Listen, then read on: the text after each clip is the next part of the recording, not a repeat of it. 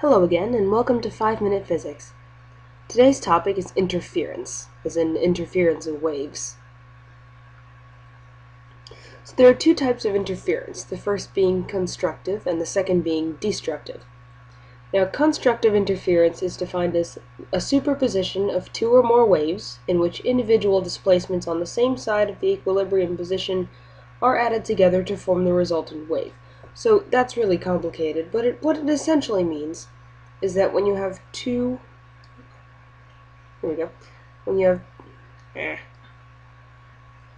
see if I can get the layers right, there we go, sorry about that, when you have two waves coming together, this one's moving this way, and this one's also moving this way, they're added together, and so the resulting wave would actually look like, let's do that correctly, like this. It'd be very tall, with the addition of the smaller ones. So you see it'd be this, and this, which results in this, the larger wave. So when you get two coming together, they end up being a much larger wave. And the same thing happens if they're really funky looking waves. If you have something like this going on, where they're moving in the other direction, so you get going like this and like this, then it'll split back up into its two separate waves. So it can add up like this, and then on the way out, it'll look like that. And then they'll split up and be reversed. So here we have our same two waves from the first example right there. These same two, wave 1 and wave 2, let's call it that. They come together, they're added up.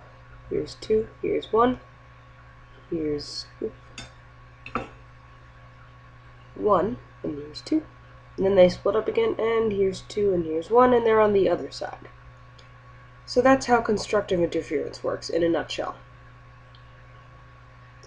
Now for destructive interference.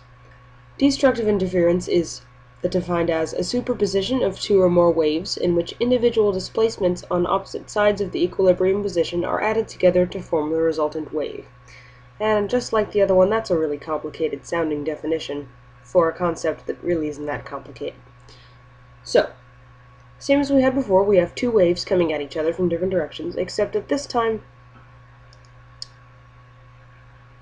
why can I not seem to get the layers right?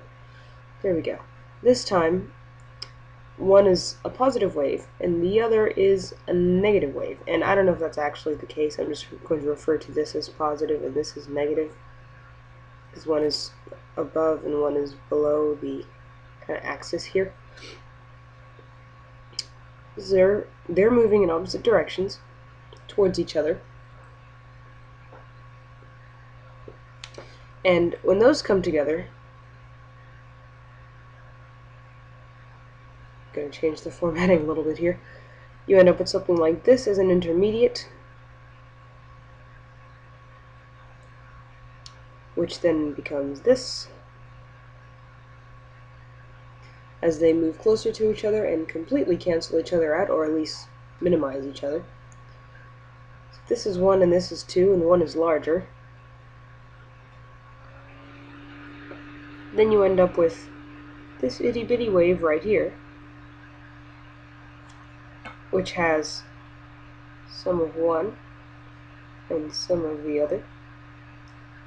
So this would be some of one and this would be some of two.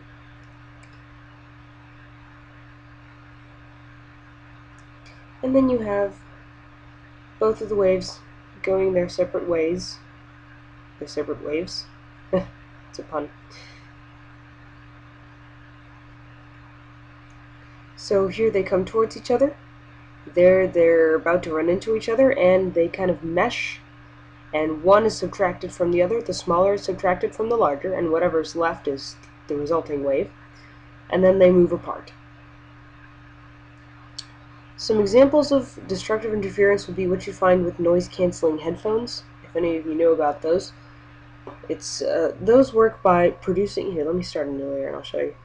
It's really easier to see that way. Okay, why not?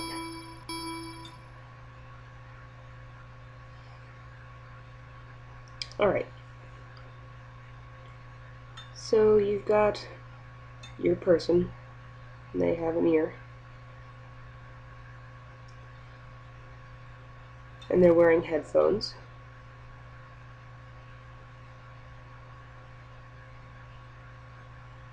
It's a brand name right there. So there is noise coming from the background, and that's coming into their ears, and they can hear that. And so what noise-canceling headphones do is they produce another sound of a frequency that will cancel the other frequency. So if the frequency coming in, if the sound wave coming in looks like this, the headphones will produce a sound to the listener that exactly matches and negates that other frequency. So you have this, you end up canceling this one and this one and this one, and eventually there isn't any noise left and they don't really hear anything. So that's how those work, and they can block out most background noise. And that's a pretty good example of how those work. Constructive interference is the same thing, just the opposite. If you're trying to make a sound louder,